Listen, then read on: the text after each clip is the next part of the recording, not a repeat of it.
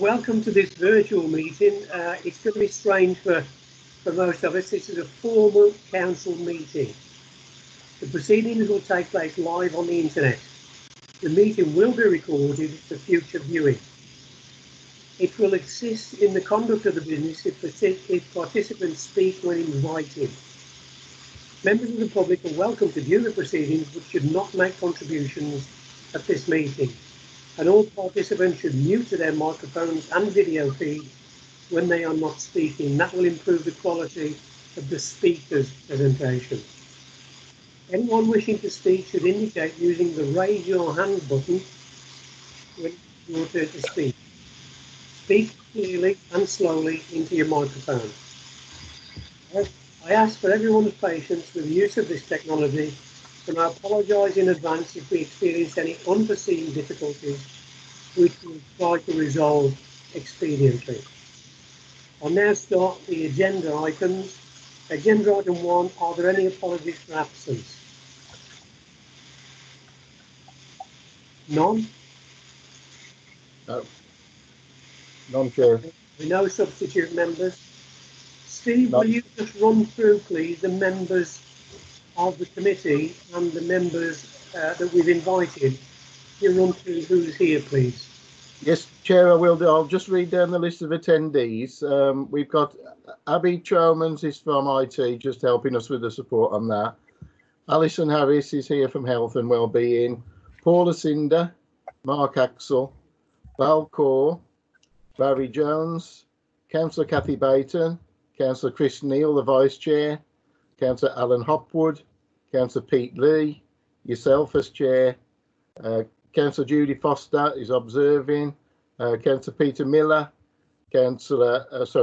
David Pitches from Health, Councillor Elaine Taylor, Irfan Ghani, who is a guest, Jamie Brassington, Jane Emery, co-opted member from Dudley Health Watch, Matt Bowsher, Director of Adult Social Care, Matt Harland, Neil Bucktin, Johanne Newens, Councillor Richard Boddy, Richard Jackson, who is also from ICT, Jane Salter Scott, Councillor Shaukat Ali, Councillor Steve Waltho, and Diane Wake from the Dudley Group.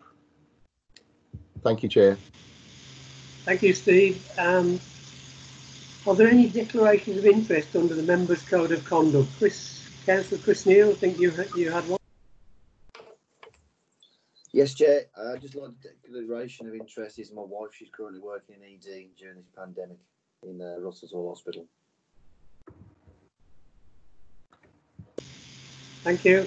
And can we now, agenda item 4, can we now confirm the minutes of the meeting, Health and Adult Social Care meeting held on the 11th of March 2020. Both the Deputy Vice Chair and myself were not present at that, so Kathy Bayton took the chair.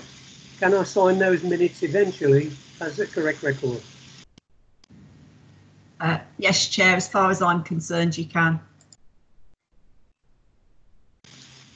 I hear no dissenters, so we'll take that as read. And agenda item 5 now, this is presented by Val Core, the Acting Director of Public Health. He's going to make a presentation on the update of COVID-19. Immediately following that, we're going to have a presentation by Matt Hartland, the Deputy Accountable Officer for Black Country and West Birmingham CCGs. That'll be a verbal presentation. So Val, over to you, please.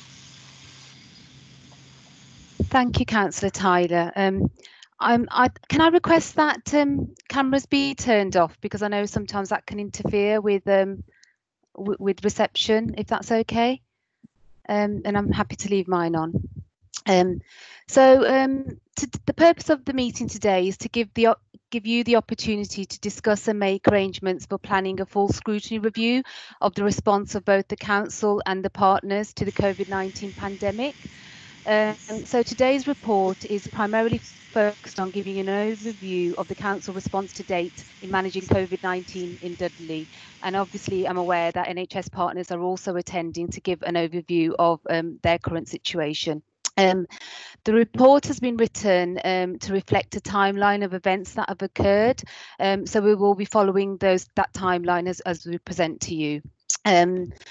As the Acting Director of Public Health, as you all will be aware, I have a statutory responsibility for the local authorities' contribution to health protection matters in the council and across the wider system, which includes planning for and responding to incidents that present a threat to the public's health. Obviously, as we all know, COVID-19 is and continues to be a major public health threat and has required a much wider system response that historically we have just not been used to dealing with. It's something that's been totally unprecedented. It's been an intense and challenging 3 months for many people, including, our communities, our key workers, our carers, our shielded individuals, etc.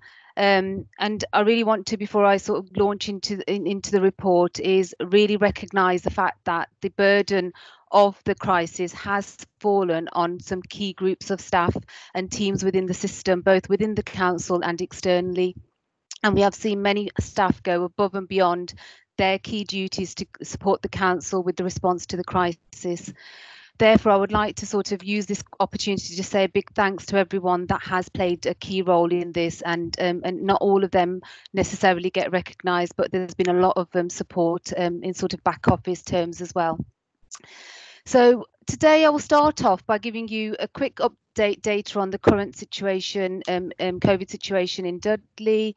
Barry will take you through a quick whistle-stop tour of some of our preparedness and response from a health protection and emergency planning perspective. I will then just do a very brief overview of what's covered in the report. You've all had a copy of the report, so I'm not going to go into it in too much detail. And then I will give you then the opportunity to discuss how you're going to take forward the scrutiny process. And Chair, you might want to consider that recommendation after you've actually heard from our NHS colleagues. So I think I'm going to have Steve is going to help me with the load up the presentation. I will. Val, can I just interrupt you there? This is Dave Tyler, the chair.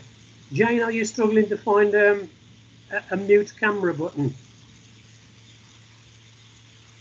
Jane Emery.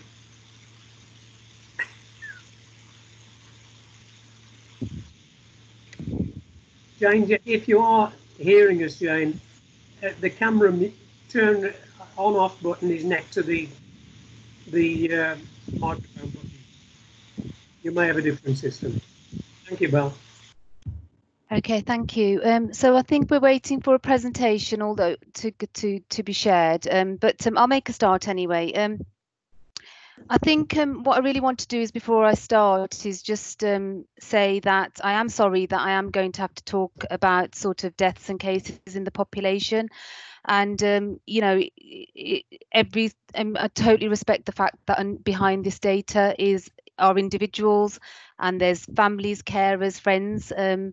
But it's important that we do share this data and information, because hopefully it is this that's going to help us further manage cases and prevent deaths in our population. So I just wanted to mark a note of my respect of the people behind this data.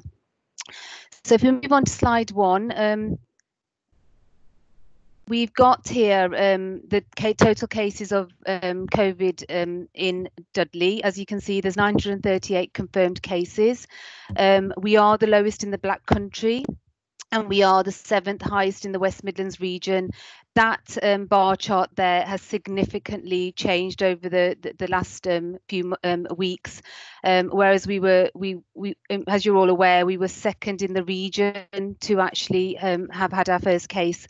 But through a joint collaborative response, we have managed to retain, keep our cases low and reduce, thankfully, deaths in the borough. As you can see, there is a significant gap emerging between the areas that have got the highest cases. And if we just look at it in terms of numbers, that's the equivalent of probably around over 350 cases lower in Dudley compared to our 2 neighbouring areas, Wolverhampton and Walsall. Do you want to move to the next slide? So slide 2 is again data that's available in the public domain. It's showing that Dudley has experienced some of the lowest deaths in the Black Country. Do you want to move to the next slide?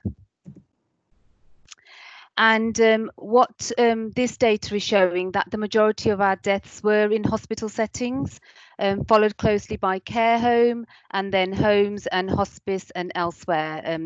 So as you can see, the vast majority were in a healthcare setting, and our care homes didn't experience the higher rates of death as other areas did. Our sort of peak was quite shallow in care homes compared to other areas. Do you want to move to the next one? Thank you. And then this slide just gives you an indication of the deaths that we've seen over the period at Dudley Group of Hospitals. Again, you can see over the last sort of weeks that the death rate has significantly decreased, and numbers of deaths are almost down to the much, down to 1 or 0, in fact. So they're almost down to normal levels now. And the next slide, please. Right, so this data is available on ONS. This shows, it plots deaths based on where based on death certification and residential addresses. Again, this gives us a little bit of a picture of the scatter of deaths across the borough, and it's been fairly distributed. We do need to do a bit more work around this. What we have to bear in mind is that some of our care homes are actually in more affluent parts of the borough, so they might skew the data a bit. But on the whole, again, Dudley hasn't seen the same picture as maybe some other areas have. Deaths seem to be sort of equally spread in our wards that are sort of heavily sort of populated. There's been no difference in terms of areas that are more deprived than others. And next slide. So the next slide gives a little bit more detail in terms of rates of death by wards, and again, it sort of reflects what I've just said in the earlier slide. I know so for example, Wordsley and Amblecote have got care homes in their boroughs. So again, we need to do a little bit more data, analysis around the data. But again, this gives us an indication of the spread of deaths across the whole of Dudley Borough, which on the whole has been a lot less than other areas. So next slide, please. Now, before I sort of talk around, to this slide, this is not the app that has been spoken about with regards to test and trace. This was an app that was introduced by a research agency around the time of around early April, and Dudley Council took the opportunity to promote it widely in our population, and so you can see that we've got a higher number signed up to it compared to our Black Country neighbours.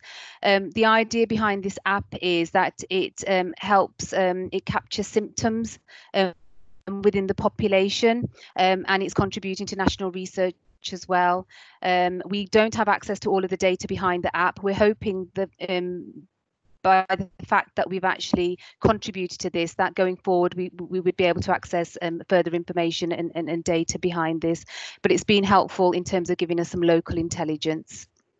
And then finally, last slide. Now this slide, it really sort of gives a good news story about the situation in care home in Dudley. We have 95 care homes registered with the CQC. We've had 237 that have tested positive. And sadly, we've had 62 deaths that have been attributed to COVID in care homes. However, one of the good news story for us is that actually we've not had the level of outbreaks that other areas have had. At the peak, 18 of our care homes reported outbreaks, and we're at the point now where we only have 3. So that has significantly reduced. We also have a high percentage of care homes that have had no cases at all.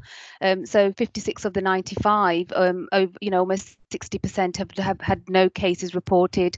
And we know this is also true because we've actually had all of our residents tested within our care homes. And again, we've been one of the boroughs that have been the first in ensuring that every care home resident has had a test. We're also working very closely with partners to ensure that staff testing is undertaken for all our care workers in care homes. And at the moment, we've managed to test 60%. Again, these figures change on a daily basis. So this is all of these figures are based on what we know is available for today. And I think the other thing is that I just want to make you aware that there are data lags, time lags with the data. So again, some of this data is not current. 2 weeks lag in some of this, but it was really to give you an overview and assurance of the situation in Dudley. And I think, if anything, what the picture portrays is the really hard work and the system has done to ensure that we've actually managed to retain and reduce the impact that COVID has actually had in Dudley compared to other areas across the Black Country and region. So what I will do now is I'll pass over to Barry, who will just give you a brief overview in terms of our preparedness for the situation. And he will primarily focus on sort of the health protection role of the local authority and the emergency planning response to COVID-19.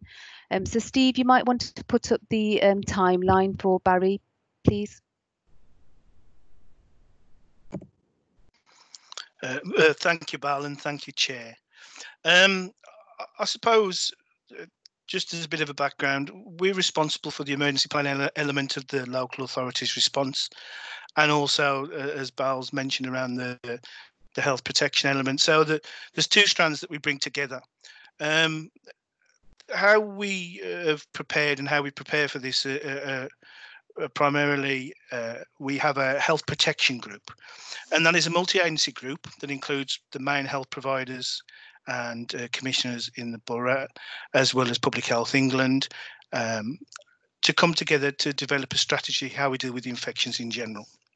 And underpinning that is something called the Dudley Health Protection Cooperation Agreement, and that's an agreement, and I think it is mentioned in the papers today, that sort of sets the scene of how we will deal with any outbreak, be that a small outbreak to a major outbreak in the borough. And I think the important thing about that is that the main provider, Dudley Group, is signed up to that. The commissioners of the commissioners of health in Dudley are signed up to that, and the local authorities, as well as Public Health England and NHS England. And what that enables us to do is to mobilise resource for any incident, and it has been used multiple times within the borough in the last 5 years.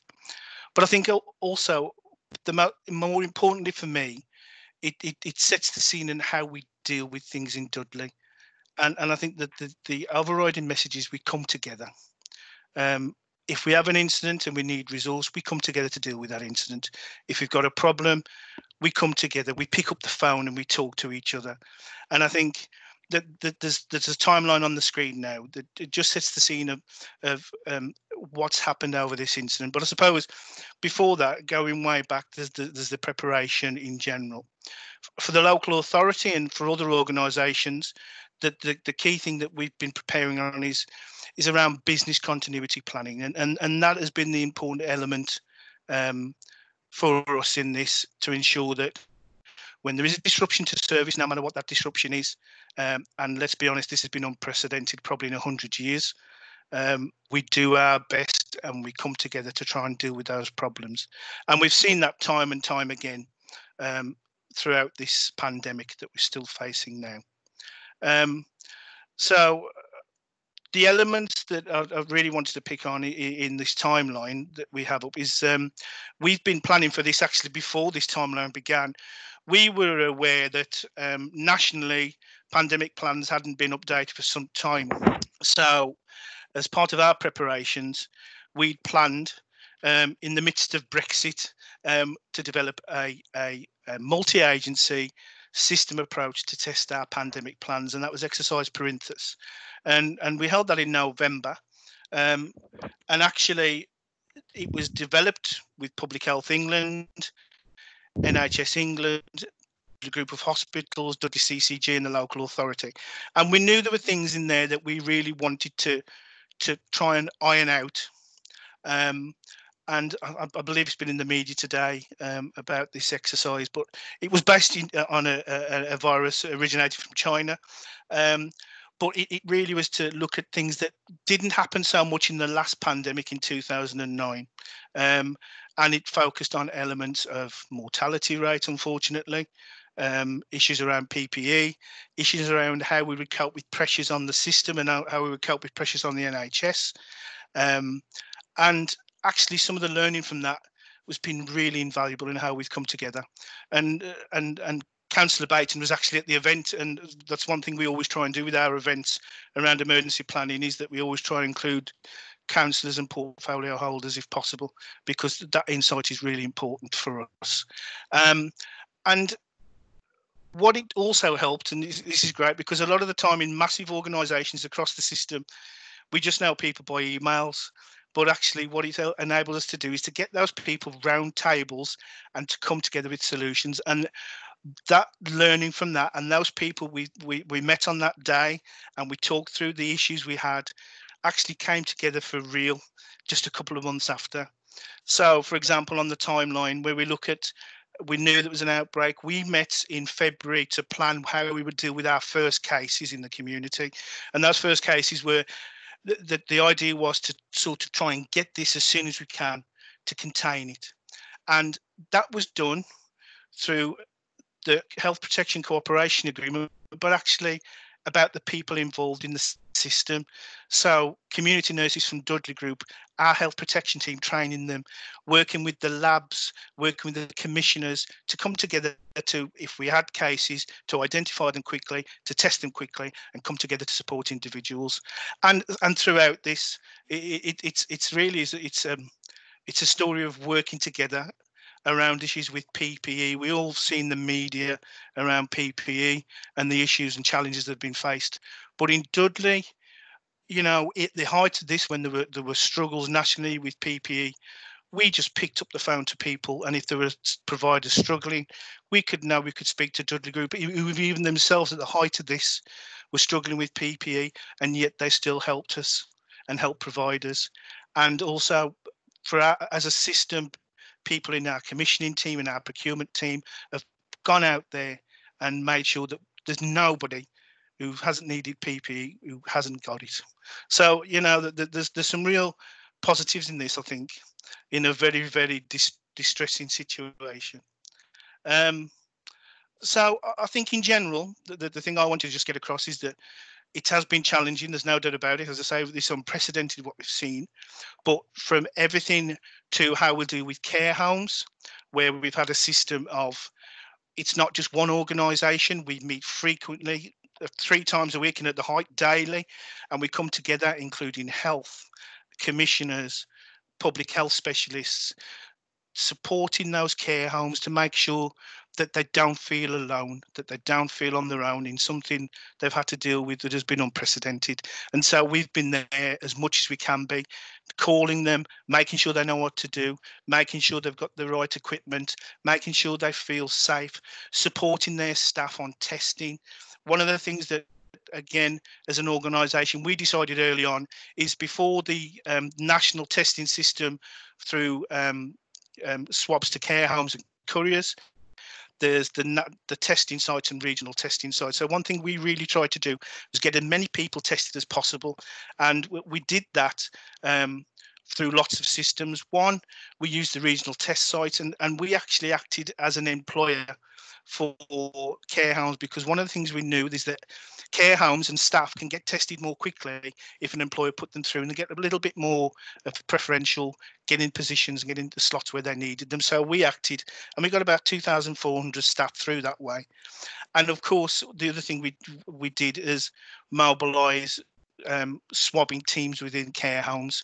So if we had an outbreak, we got in there quickly to identify them. So we got them the advice, we got them the clinical input from community nurses employed by Dudley Group, from GPs, from the CCG, and then from our commissioning team and social care to make sure we've got the right PPE, and then all the infection control advice. So they never felt alone. And even where we've had incident meetings around outbreaks, it has been, yes, to challenge, but actually it's to support them and to make sure they feel they've got the help they need. And that's something that Public Health England have been really strong on as well. So it's something we've tried to do as a Dudley way of doing this. So again, Bal's mentioned lots of people behind the scenes. We've had school nurses involved in screening in care homes, and they've screened over 1,900 people to try and identify outbreaks quickly, get them tested. And we've done that in conjunction working with Dudley CCG and the Black Country CCG. And so, again, I think it's just a picture of that we've faced something that nobody's had to face in a very, very long time, but we've tried to do it together. As a system, as an organisation, and I think that's something that is something at least a valuable lesson that we've known for a long time, because it's how we always work in Dudley, and we work on just picking up the phone rather than through contracts, through agreements. We work together really closely on things like this. I think that's all I've got to say. Thank you.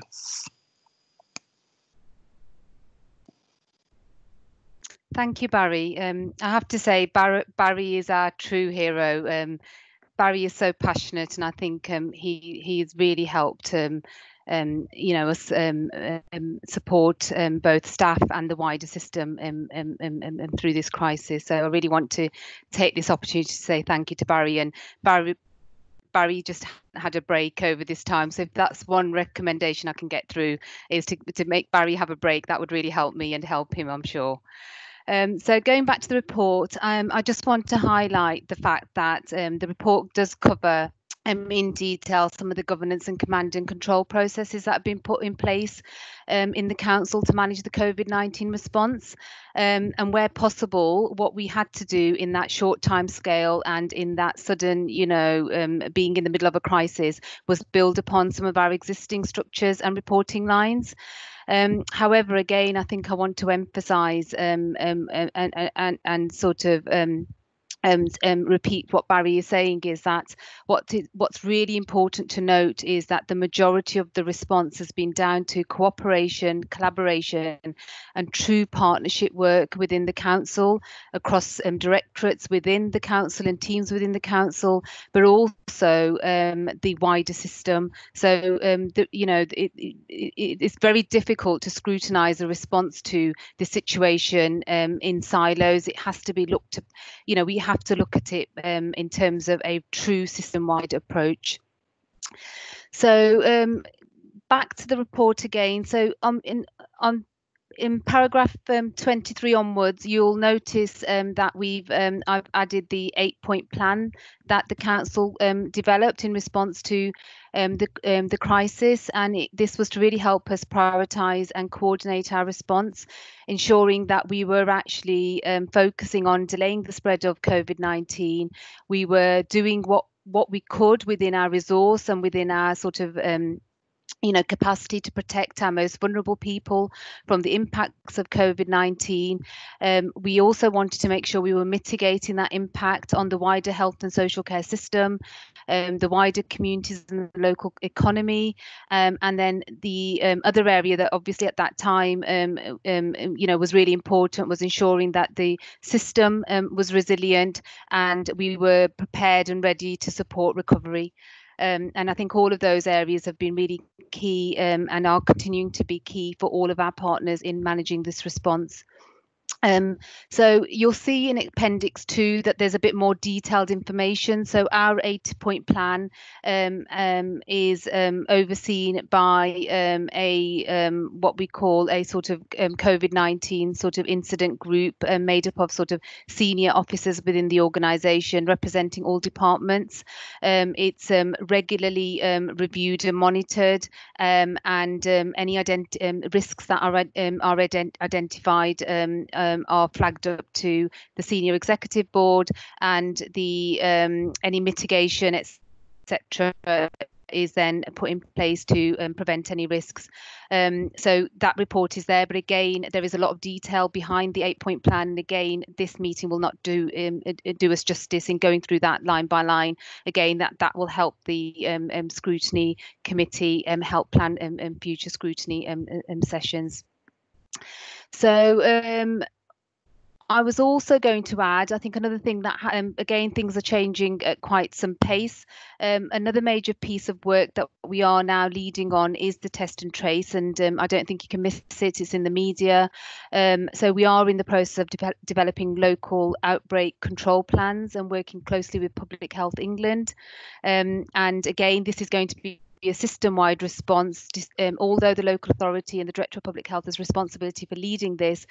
The collaboration and cooperation of key partners is key to this.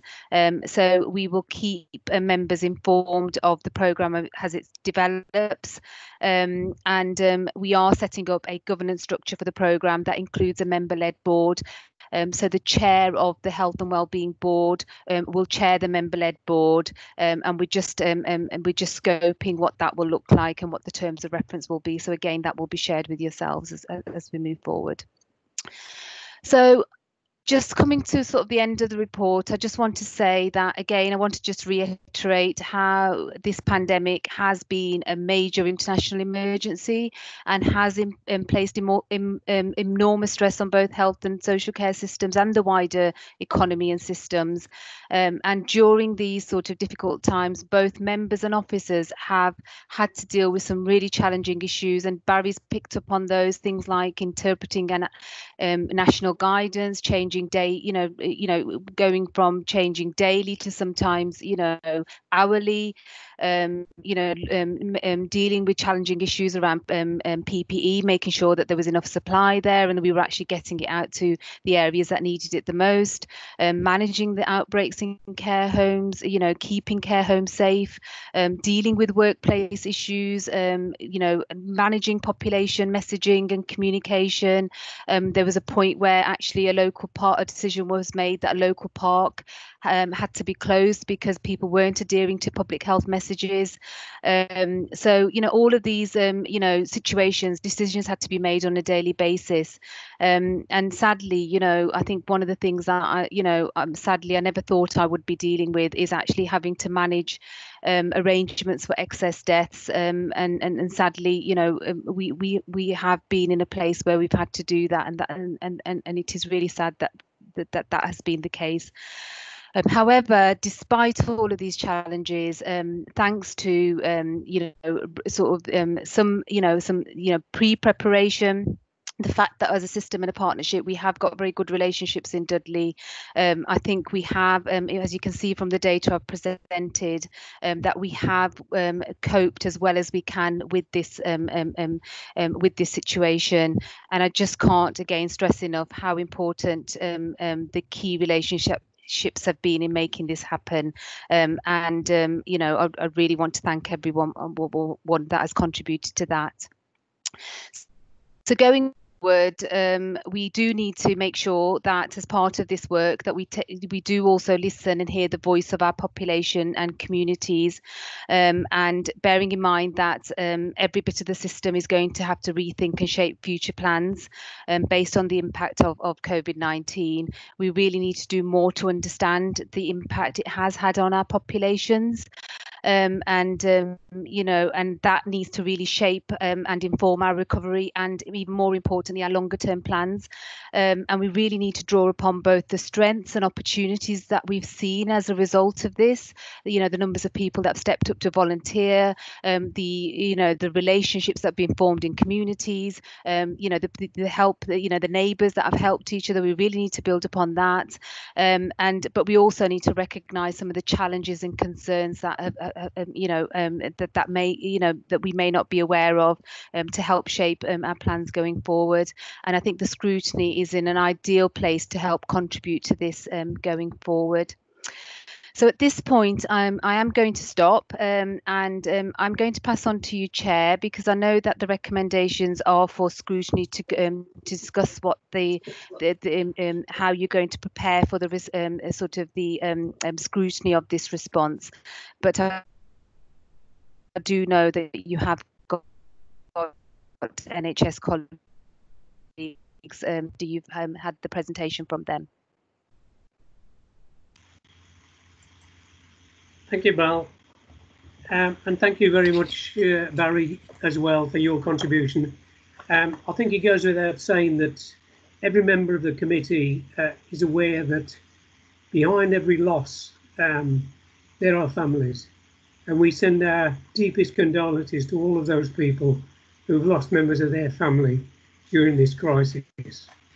If you look at page 6 of the minutes of the agenda, paragraphs 30 to 35, this is specifically for members, and it all relates to the future scrutiny review of Dudley councils and their partners' response to coronavirus pandemic. And at this point, I'd like to urge all of the partners within Dudley Borough, if they can, and if they want to be part of this groundbreaking scrutiny process, because no other borough is this far forward in the scrutiny chain. And we're doing this for very simple reasons, is that if we can just smarten our act up in any way, shape or form, then so be it. If we save some family from the suffering that 200 odd families have gone through, then we will be doing a good job. So I would encourage all the members to take an active part in this scrutiny process. Paragraph 30, it said it's proposed that in due course the Health and Adult Social Care Scrutiny Committee will conduct a thorough scrutiny review concerning Dudley Council and their partners' response to the coronavirus pandemic. 31, the scrutiny review will supersede all other business that the Health and Adult Social Care Committee had on our annual scrutiny programme.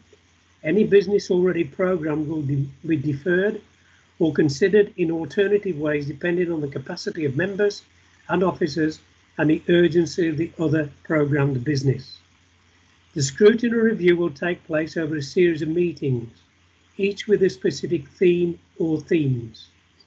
Members of the H&ASC Scrutiny Committee will therefore act as the core membership and will be in a position to draw in other members from other scrutiny committees and experts and other attendees, and they'll be invited to contribute to the review, depending on the themes under consideration.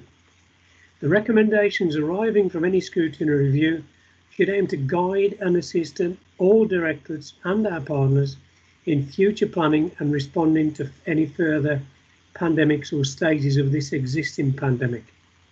It's proposed that a meeting is held with the chairs and vice chairs of each of the scrutiny committees to brief them on the scope and timing of the scrutiny review in due course. The whole point of keeping the scrutiny of COVID-19 under one umbrella is so that we don't fragment it and therefore reduce the capacity to have effective scrutiny. So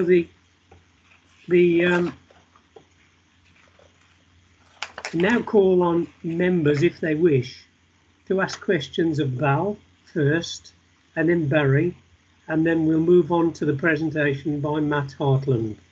Are there any members who wish to question or ask questions or put points to Balcor?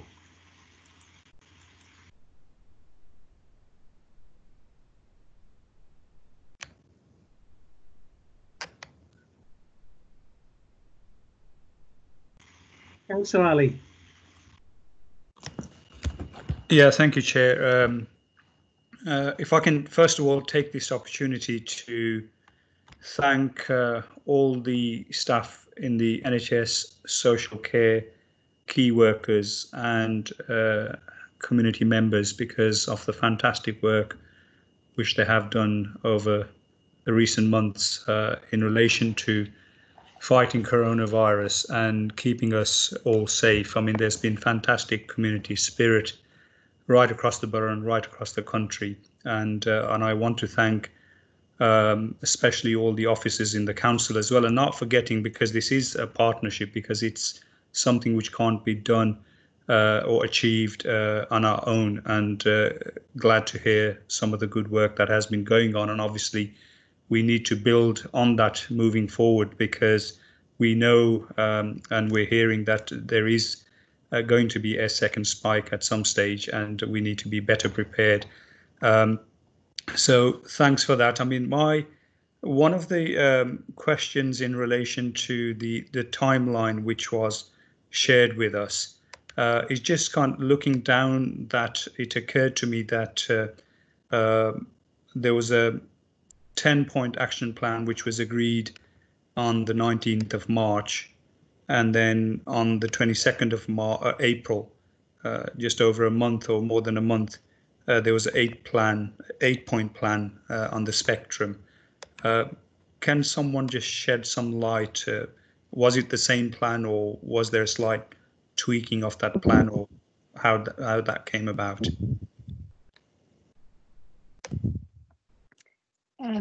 Chair, I can answer that. Yes, thank you, Can Val. you hear me? Yes. So at the very start of the outbreak, Public Health took a key lead in partnership with the wider council in developing a 10-point plan. And a lot of the sort of effort and was sort of led by Public Health, but very quickly we realised the need for that to be the response needed to be broader. So the 10-point plan was just condensed into 8 points. I mean, there was some duplication because at that time there were areas that we probably we just hadn't given either thought to or as much in depth to. So for example, around the commissioning aspects, there were 2 points that were very similar. So it was more just making the plan more efficient and a little bit more robust. But the point was that it needed to be owned and belonged and shared corporately, and it wasn't just a public health plan. Thank you, Val. Is there a further question, Councillor Lorry, or does anyone else want to come in?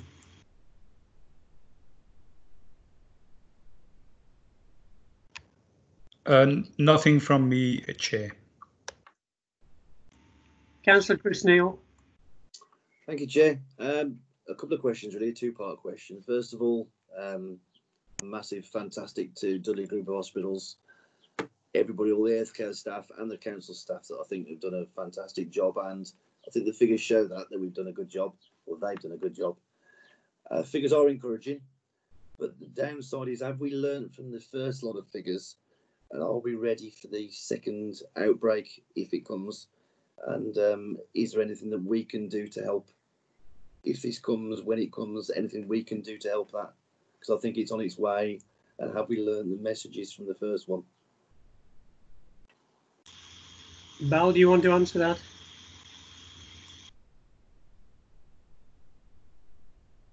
Hello. Yes, I will try and answer it as best as possible. I think in terms of like the track and trace, we are using all of the learning from our first response, because in some ways the track and trace is going to help us manage potential outbreaks in both the community, but also potentially in care home settings and other settings. So I think we are in a position to learn from those, and we're continuing to sort of develop some of our procedures now that we have time to reflect that learning. And I think, again, I've got my NHS colleagues on board. I think the response will have to be a system-wide response, and we've still got all of those governance structures in place. And we would just, I mean, my view is that our response was successful because we have managed to, in collaboration, reduce a peak. Our peak flattened a lot sooner than neighbouring areas. So all of that indicates that what we have done has worked. I think that we can't be complacent. There's still opportunity to take some learning, and we are sharing learning from across the wider system as well. And I think in terms of your role as members, I think one of the key things really is to continuing to remind people of the public health messages that are so important. As lockdown is easing, we're starting to see people become more complacent. So I think that is sort of a key role that you could do with supporting us on. Thank you, Val. This is the chair. Barry, did you want to come in with an answer as well? Yes, thank you, Chair. It was just to say that, again, how we approach the next phase of this is fairly similar to what we've done in the past. So we've already got the commitment of community nurses. We've already got the commitment of Dudley CCG and our partners to, if we do identify any hotspots in the community, that we're there and ready to act. The wraparound support is still there from our colleagues in the NHS and from everybody in public health, from our social care colleagues, commissioning, and all other colleagues across the local authority as well. So we're ready. We hope it doesn't come. If there is local outbreaks, there certainly will be a role for local ward members potentially, and councillors across the local authority. But I think that we are preparing for that eventuality, from anything from schools to industrial settings to care homes. So we are. That's exactly what we're looking at now.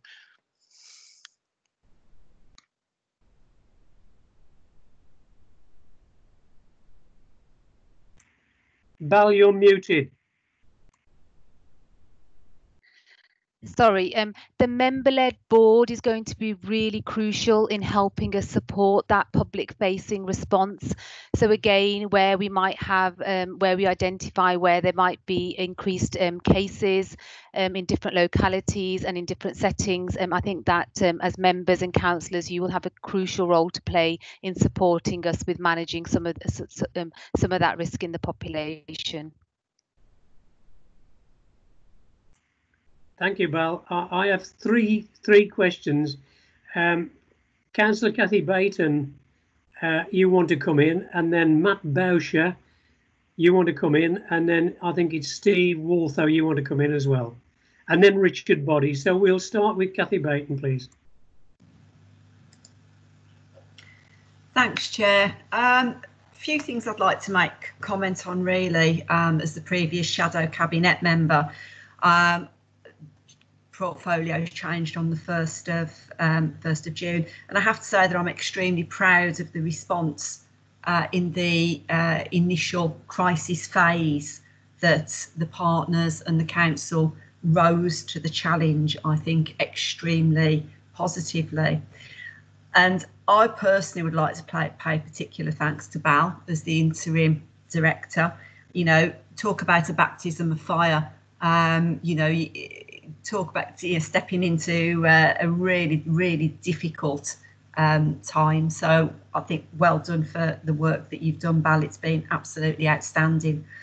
That doesn't detract, of course, from the fact that any crisis response, there are things that we can learn, and there's resiliences that we can gain from this, and to see how we can move forward and how we can strengthen the response should there be a second wave of the pandemic, or should there indeed be any other pandemics or crises in the future. So I think there's a couple of things I'd like to raise, and it's been touched on a little bit in the last answer, but the Dudley Council Point 8 plan, there is no mention of the elected members until point 8. Now, I accept that the member-led board will be a response to that, but I just think it's really important when we think about the emergency planning process that what is the role of all elected members through that. Now, Barry's quite right, I did attend the Perinthus exercise, and a very timely and valuable experience it was. But I think elected members perhaps need to understand a little bit more about the roles they can play within that. So I think that's really important going forward. And then just, I'd like to pick up, and it's a question really that I don't expect an answer to tonight, but I think would actually help us as we look at the scrutiny process going forward. So in Appendix 1 in the report, there are a number of groups outlined. I think it would really help me to understand the designation of the attendees of that group, so that we can be assured that the attendances are of the right level of decision-making responsibility, and that it does cover all of the necessary aspects to it. And I think that will actually help us understand and help strengthen the scrutiny process, and keeping it all under one umbrella, I believe, is absolutely critical to creating a consistency in the way we review and make recommendations for this process. That's all, Chair. Thank you. Thank you, Kathy. Val, are you going to answer that? Yes, I'll take on your points, Councillor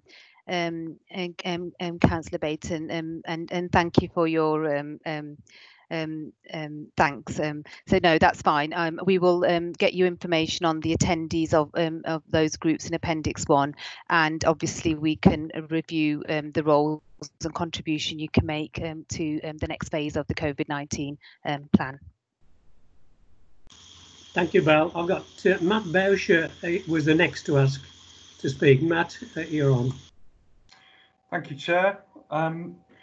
It's in response to Councillor Neil's point. So I think in terms of second spike and our readiness, a lot of the infrastructure that we'll need to remobilise if and when that happens will be able to happen quickly and fairly seamlessly. I think there will be lessons that we need to work through and process ahead of that happening.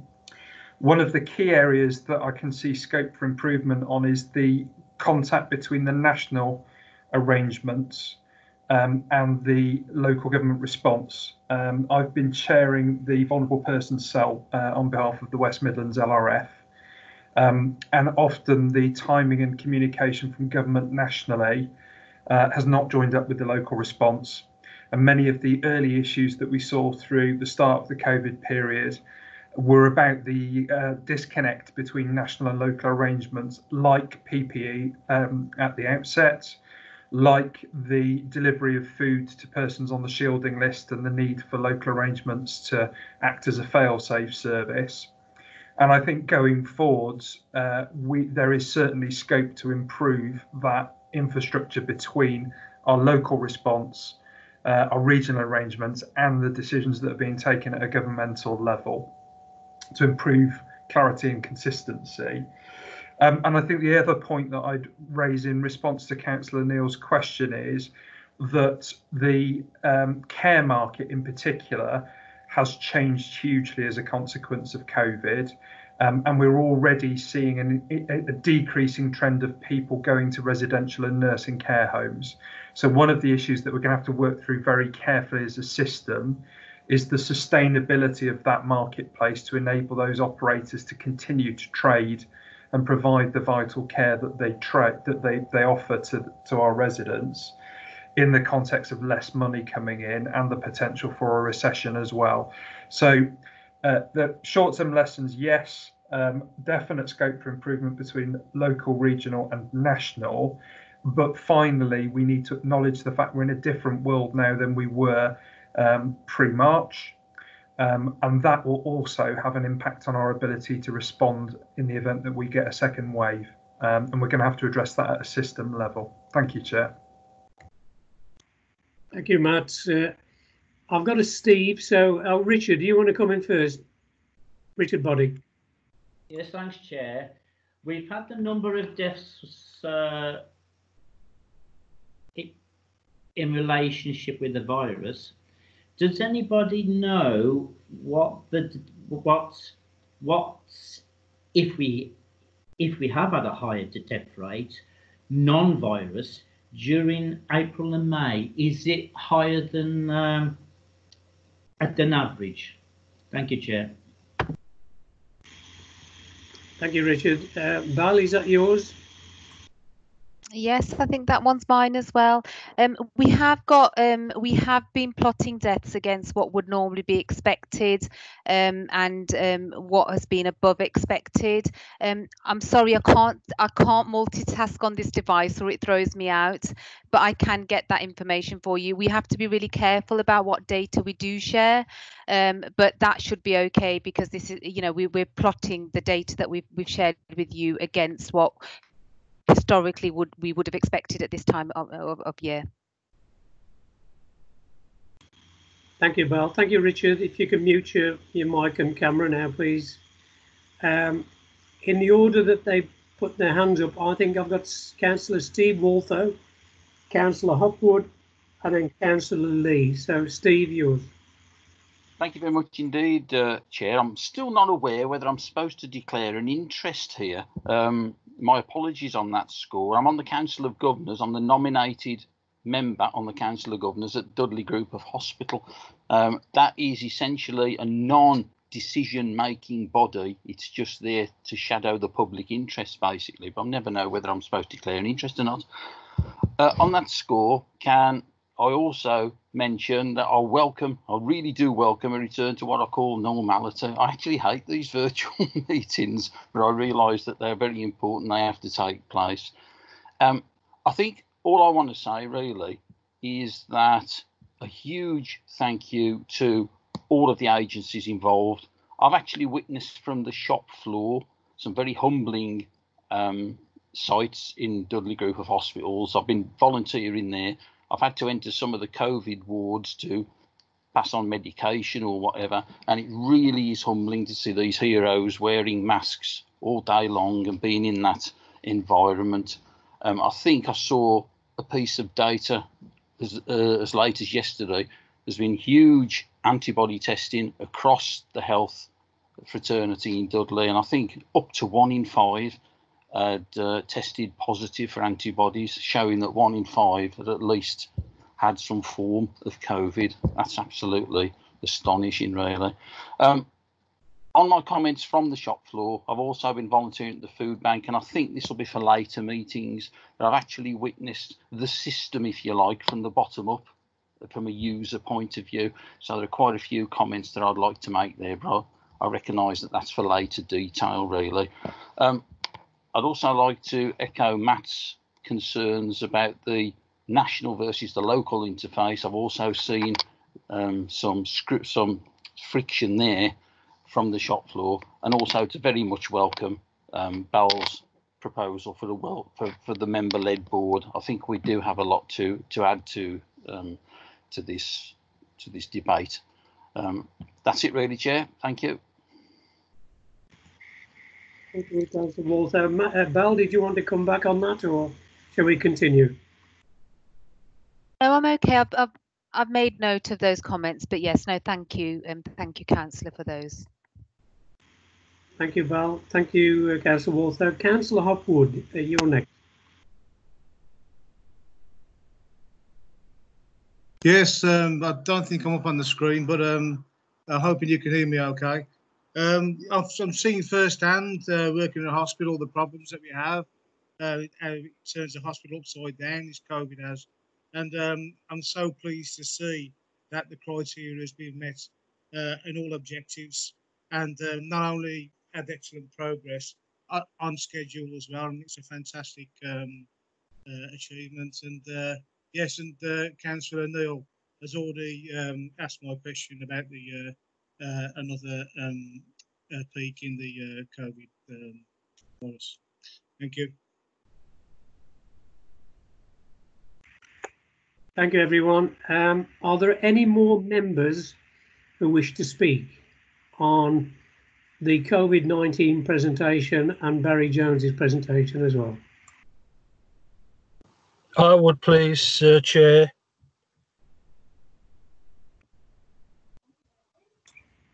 Whoever that is, can you come forward? Councillor Lee. Sorry, it's Councillor Pete Lee. Sorry about that.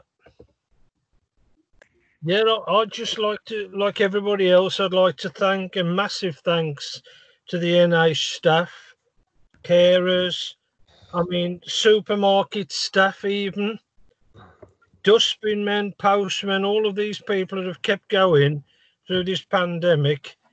And just a massive thanks to all of them. But my primary question for Barry, or probably Bal, is to ask about frontline workers in the NHS. Is anything being arranged differently for our ethnic minority frontline workers? Are we doing anything different, as we know they have a higher rate of catching the virus? So are we doing anything different for them? Yes, Chair, do you want me to respond? Yes, please. Yeah, so Councillor Lee, you may be aware that the NHS very quickly developed a risk assessment for Black, Asian and minority ethnic staff. What we, and sometimes the council, remainder of the public sector sort of lag behind with some of the guidance, but we very quickly worked with our NHS colleagues, and we have in the council our risk assessment for staff. It does include an assessment for our Black, Asian and minority ethnic staff, and we have put a lot of effort in to make sure we get that right. And we also are setting up a group of local staff to help ensure that they inform some of our processes and systems going forward as well. Thank you, Val. Does that cover all the questions put forward by members regarding the COVID-19 report? I see no other calls for requests to speak. So if it's okay with everyone, I'll now put the recommendation forward and we'll finish this part of the proceedings. The recommendation is, it's recommended one, that the progress report on the response to the COVID-19 pandemic be noted, and two, that the Health and Adult Social Care Scrutiny Committee undertake a full scrutiny review of the response of the Council and partners to the COVID-19 pandemic in due course, and that this form the basis of the Scrutiny Committee's programme of business for the 2020-2021 municipal year. I'll take that as agreed unless anyone dissents from within the Council.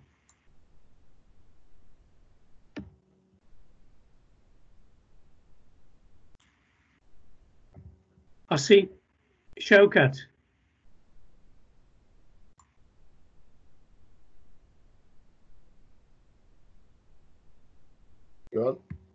You're on mute, Councillor Ali. Yeah, can you hear me now? Yeah.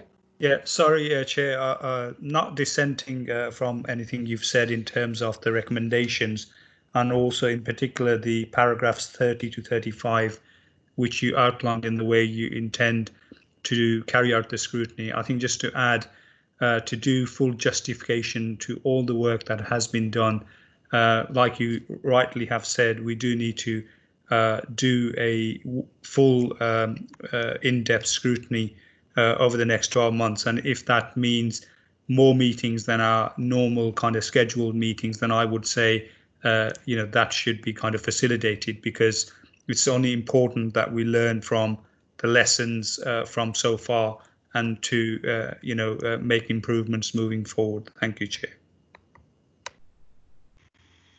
Thank you, Councillor Ali. When I decided to ask if I could do this, I sought guidance from both group leaders, and within 10 minutes, both of them came back to me and said, yes, can you please do it? It's important that we do this as a council. We are the only publicly accountable and active duly elected body that can actually carry out scrutiny. Other partners can have their own scrutiny processes through their national arrangements, but this is the only local arrangement we can tap into. So I'm going to put the recommendation to the vote. I've already said there are no dissenters, so I'll take that as agreed. And I'll now move on to Matt Hartland's presentation, please. Matt, are you ready? I am. Thank you, Chair. So, is the camera come on? Can you see me? Yeah. Okay.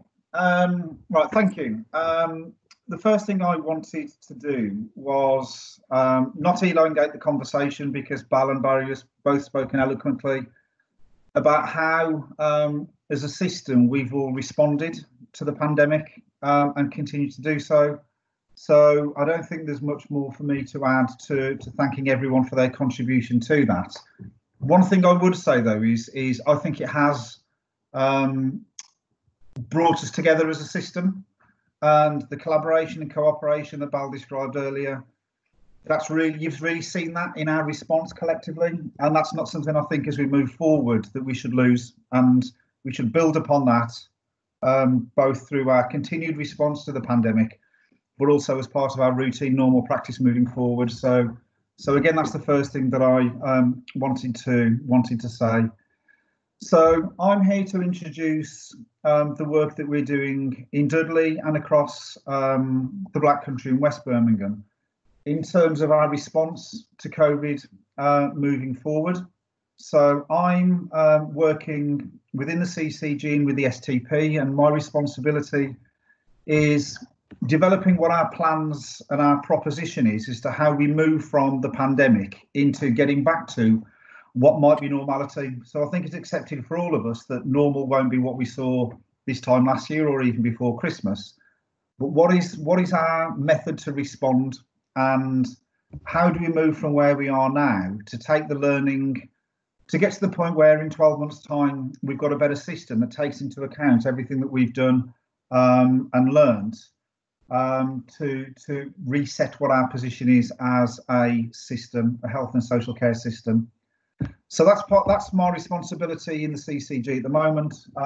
Also on the call, we've got Paul, Diane, and Mark from the providers, the NHS providers. So obviously they're welcome to contribute and chip in as well when I do speak. So the first thing that I wanted to do was describe the process that's been defined for us nationally through the STP, which is a Sustainability and Transformation Partnership, of which we're both part of across the Black Country in West Birmingham, which is a three-stage approach moving from where we are now.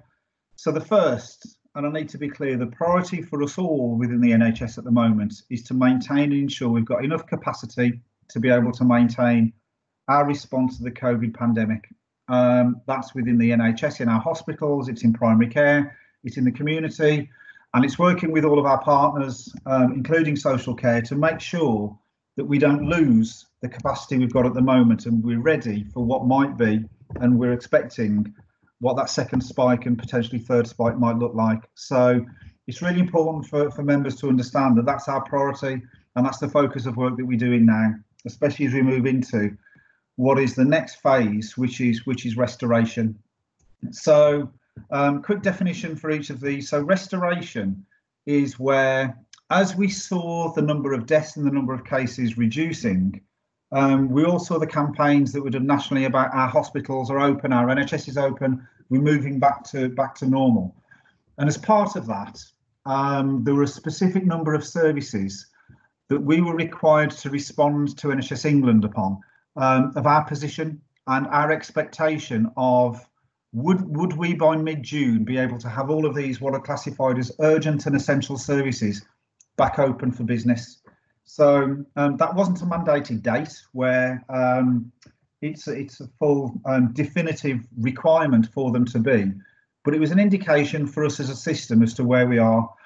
And there was a cohort of about 40 services where the expectation was that we would restore, and they range from across the whole of the system, be it in acute, in community, in mental health, in learning disabilities, and wider partner services that we provide. So as part of our response to that, what we did was assess our position, both from a local perspective within our trust, but also as a system, and said, do we believe we'll be at that point? And to be frank, we're not suggesting at this point, and we're not stating at this point, that all of our services will be fully open by mid-June. And that's because the decision we've taken, which we believe to be the correct one, is that we need to make sure that services, when they are open, they're safe. And they're safe both to our staff and they're safe to our public. And there are a number of variables that are contributing as to whether services can be restored or not. And a couple of them are, as I say, maintaining that capacity to manage COVID, whether that be critical care facilities, theatre facilities, the workforce that we've directed from what might be routine elective work into support that urgent work, that's got to be maintained. That has an impact upon the capacity that we have to restore other non-urgent services. We've got issues that we've spoken about earlier on testing, on PPE, the fact that we have to ensure that our premises that we operate from are designated as COVID and non-COVID sites. All of this impacts upon the ability we have to get back to what could be classified as pre-COVID levels by June. We're at the point where we're at about 75%. So the majority of our services, we believe we are in a position where they can be restored. And it's things such as cardiac surgery, cancer, those that we would want to be open and those that are most urgent needs for our public. But there is still work to do. For us to be clear, using the variables that I've described on other services that we know need to be restored, but we're not in that position yet. So that's the restoration phase, and that's that defined phase of the process that we're working to. As we move from restoration, and these do merge into one, if I'm honest, the next phase that's been described nationally is recovery. And that's once you have the services restored, when can you start reopening your routine elective work and your other non-urgent work so that we get back to what could be as normal as possible? Now, you'll understand at this point, because routine elective work within trusts and within primary care was suspended in part or even very much slowed down, we've got a phase at the moment where we've got significant waiting lists within our trusts. Within all of our trusts, we know that within primary care, there are capacity issues in primary care, and the referrals that normally would have been made from primary care, we deferred for a point. They're now being made again, but they're now being managed by the trust and going onto the waiting lists. So there's a huge amount of demand that we've got within the system that when we restore services fully, that will impact upon our ability to deliver. And the ask at this point is for us to plan to get that full recovery of services by the end of this financial year. I think that is ambitious, very ambitious, and it's a really complex task that we need to do because there are dependencies on different parts of the system that we need to be clear on that will drive both our prioritisation of the services that we recover first, which needs to be clinically led, tying to that the capacity that we've got available to restore and the dependencies across the system. It really is a huge task that we're undertaking, not just within the NHS, but also across all of our system partners too. So that's that element of the work, which is the recovery phase. There's an additional element that we as an STP have decided that we also want to pursue, which is another R, which is reset. So once we've gone through the recovery phase and all of our services are restored, we know that over the last 3 months, the way that we've provided services, whether that be through digital, some of the pathway changes, some of the service location changes, a lot of them, the majority of them, will go back to being restored into normal practice as they were previously, but not all of them will be. So we're going through a process now where we're trying to understand all of those service changes that have happened, an evaluation of them. Which of those do we believe we would want to keep? Which of those would we restore back to previous protocols? And taking all of that into account, what do we believe the system will look like in 12 months' time? So the NHS, do we believe that primary care will work in the same way in future as it does now? No, it won't. Will our acute hospitals operate in exactly the same way? No, they won't. Nor will our mental health providers, nor will our new integrated healthcare provider. And the way that Matt described earlier with care homes, the market for care homes will change. All of this now needs to be developed as to what we think is our reset plan. So what does our system look like from April next year, or what we believe to be the realistic period? And then what we'll do is we'll define our recovery strategy to be aligned with what we think our reset will be. So it's all one process that's all achieving that same aim. So in order to guide us in this, we will assess and we will test the requirements that we have, not just from a perspective in terms of formal engagement, informal consultation, but taking on board what Val said earlier about getting the public views, get the patient views, get the views of the staff, get the views of the people that use our services in the voluntary sector. Everyone's contribution to this will be key as we go through this reset process. And there'll be an active programme of how we do that, of which your input and influence will be key, before we can agree what we think, what the Dudley system will look like in 12 months' time. So that's another important piece of the work, and the final part of the restoration, recovery, and reset work that we're undertaking at the moment. So that's the framework and a summary of the aims that we have. There is a formal element of this that we're going through at the moment, which is a formal assessment of those service changes. NHS England and Improvement have their own process by which they assess the impact and their view about the materiality of those changes. We're going through that process now. That will come to this committee more formally in the future for your views and for your validation of those service changes and expectations of any formal process we need to follow following that.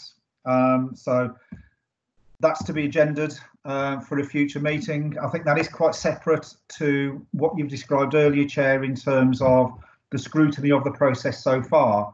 This is about how we use the learning from this in terms of how we improve and redefine what our service model will look like in the future. So that's just to note that will be coming for your consideration.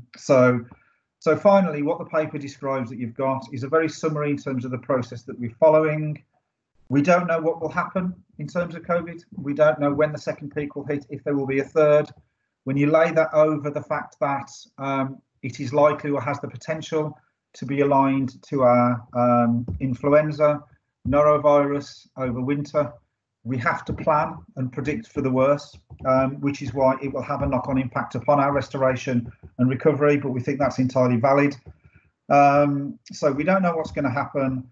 As I say, it's a hugely complex ask for all partners, but I think the key message is for you to be assured that what we're doing is being done safety first.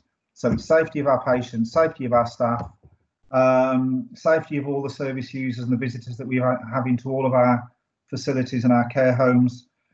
And that's the priority the approach that we're taking in terms of the principles by which we're adopting the work that we're doing. So that's a very summarised view of where we are, Chair. The more detailed paper will follow, as I've described, both on the process, but those specifics in terms of those service alterations and amendments. And we're obviously very happy as a system to contribute to the scrutiny that you described earlier. So I'll stop there for any questions, Chair. Unless there are any additions that Diane, Mark or Paul would like to add, I'll take any questions. Thank you, Matt. Do Paul, Diane, and Mark want to come in to add anything before I offer it up to questions from members? No, I think that's very comprehensive, Chair. Yes, I would agree. Thank you, Matt. Yeah, voices from the background. I have no idea who they were. But that was Paul and Mark. Hi, and the same from me, Chair. It's Diane Waite from the Dudley Group. I think Matt summed it up. Thank you. Thank you all. Are there any questions to Matt from members of the committee?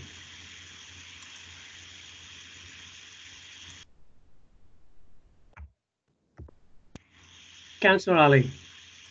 Yeah, thank you, Chair, and thanks, Matt, for that overview. And obviously, there's lots of R's in there in terms of restoration, recovery, reset and recovery, and obviously the system, how the system will look like in 12 months' time. And I guess this question is to you and to all our other partners who are joining us in this meeting as well.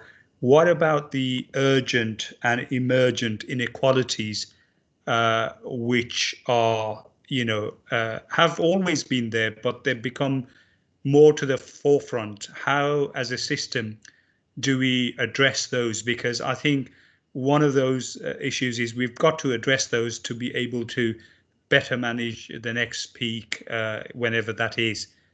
Because people, as we know, have been going through a difficult time and will be going through a difficult time as we get back to normal.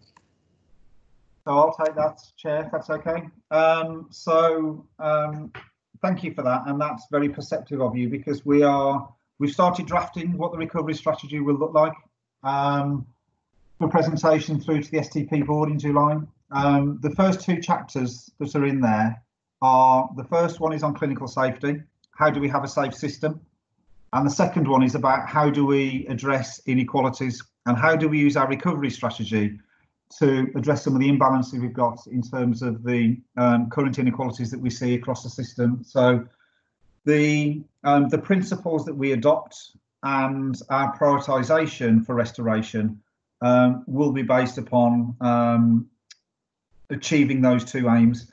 What is clinically safe for both our staff and our public, and also how do we address inequalities? So that's very much at the forefront of the plan before we even get into what does the demand modelling tell us is the most appropriate route to recovery for those services. So you'll see that'll be shared with the Health and Wellbeing Board and through the STP, of which you're partners, and your ability to contribute. But yes, it is forefront in the plan that we're developing.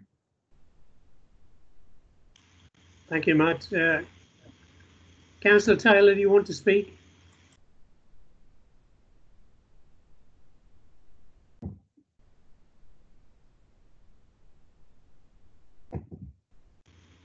Councillor Lane Taylor, did you want to speak?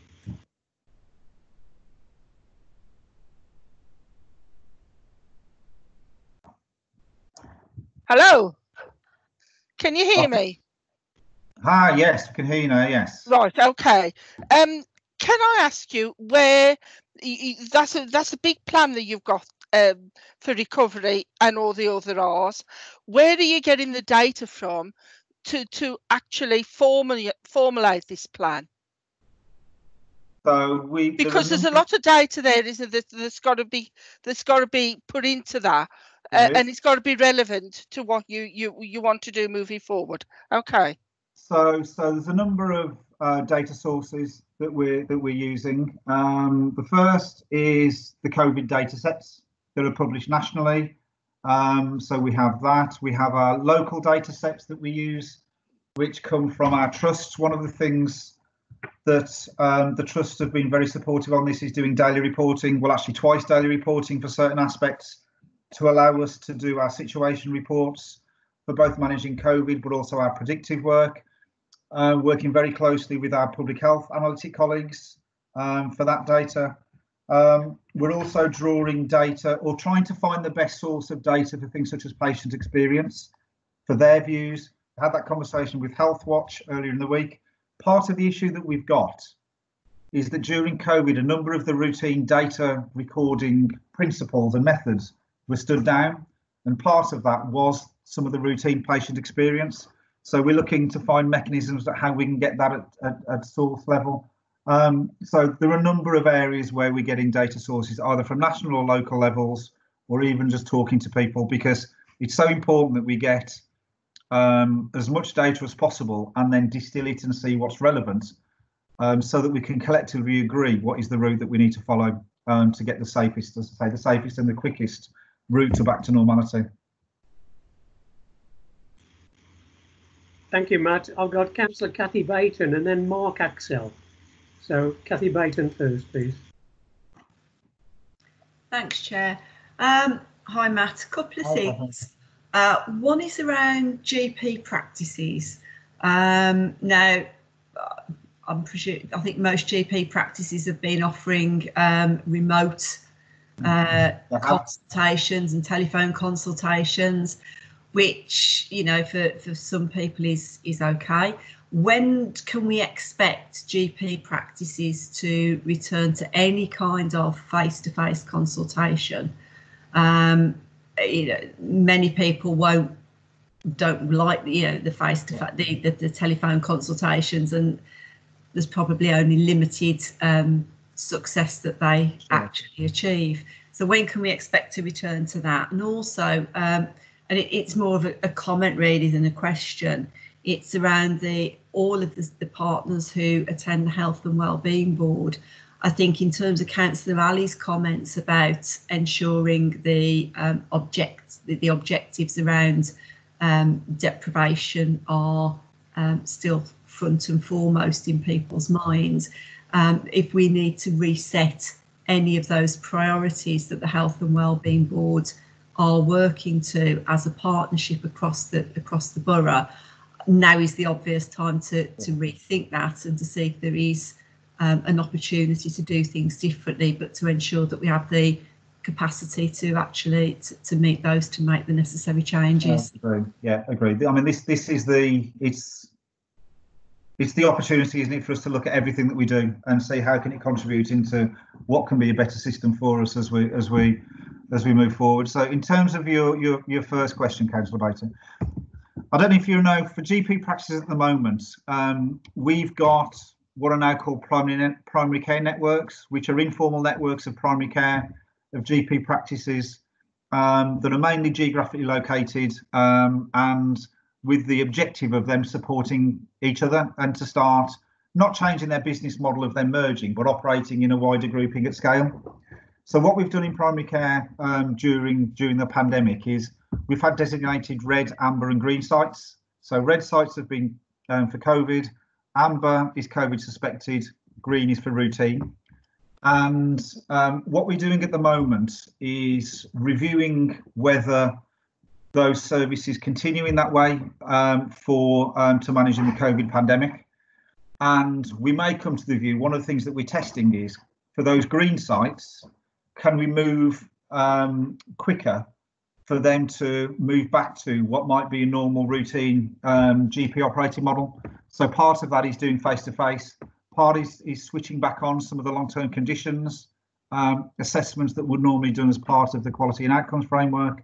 So we're doing that review at the moment about what we think the primary care model needs to be in the short term. We certainly won't switch anything off as it stands at the moment while we've got this risk of a potential second spike coming quite soon. But we are doing that assessment at the moment about how can we change that operating model in the shorter term to allow some return back to normality.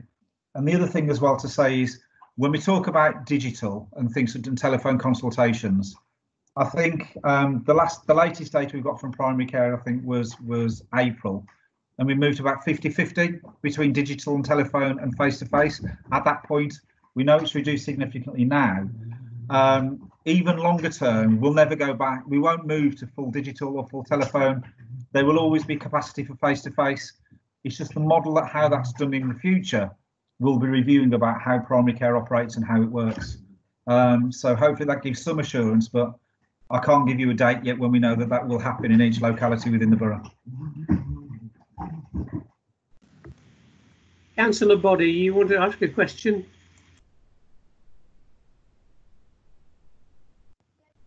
Yes, thanks, Chair. I'm one of those who should have had a joint operation in May.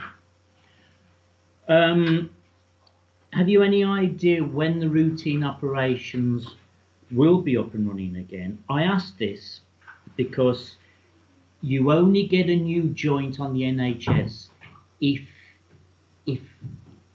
your condition is really bad anyway. With having 3 months or more extra drugs, and you've got the mental issues as well of dealing with a chronic pain, and then you're not able to go to work.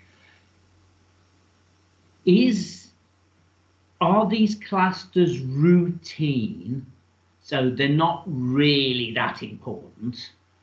And when does a routine operation become urgent?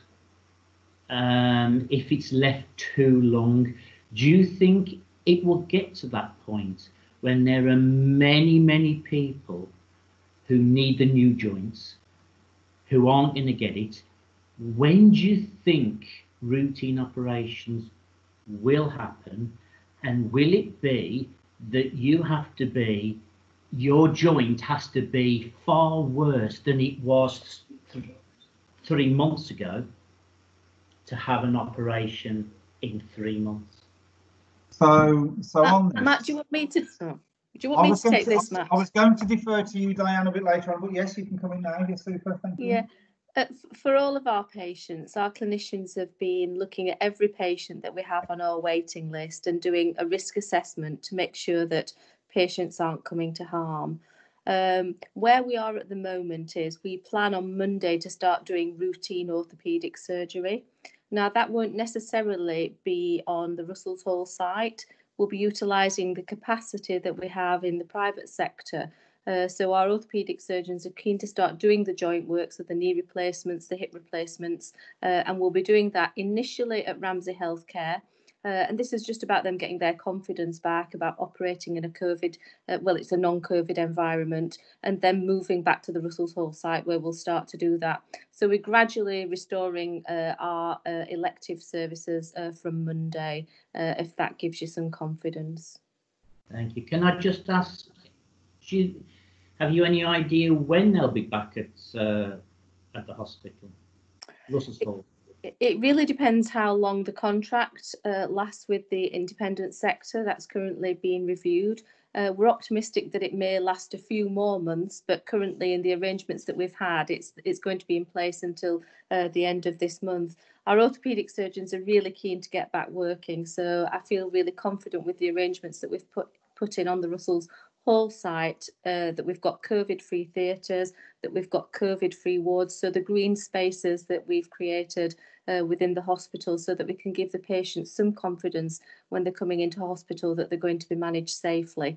And so patients who are coming in for planned surgery, we've already started that screening process. So we ask them to self-isolate, and then we swab them 48 hours to 72 hours prior to coming into hospital. And if they're negative, then we bring them in and undertake their operation. So that would just be systematic from Monday. That's good news. Thank you, Chair. Thank you, Richard. Are there any other members who wish to comment, or any of our guests from the health system who wish to comment?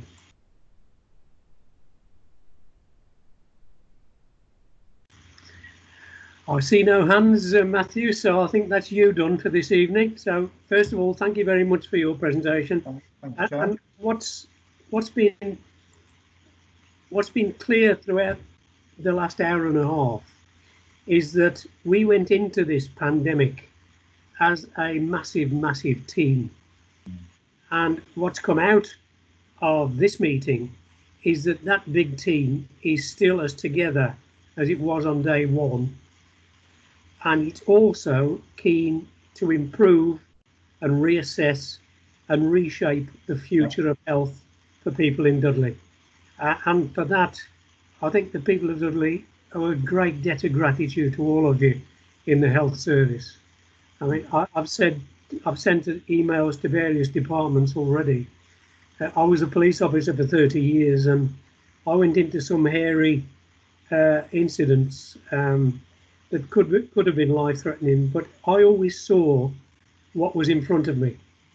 But all of the staff that we've got, from cleaners to care workers to clinicians to everybody involved in this system, they cannot see the enemy. And that takes a great deal of professionalism and dedication, and we are so proud of all of you. So with no other comments to be made, no other work on the agenda for this evening, I'll move that the recommendations are accepted.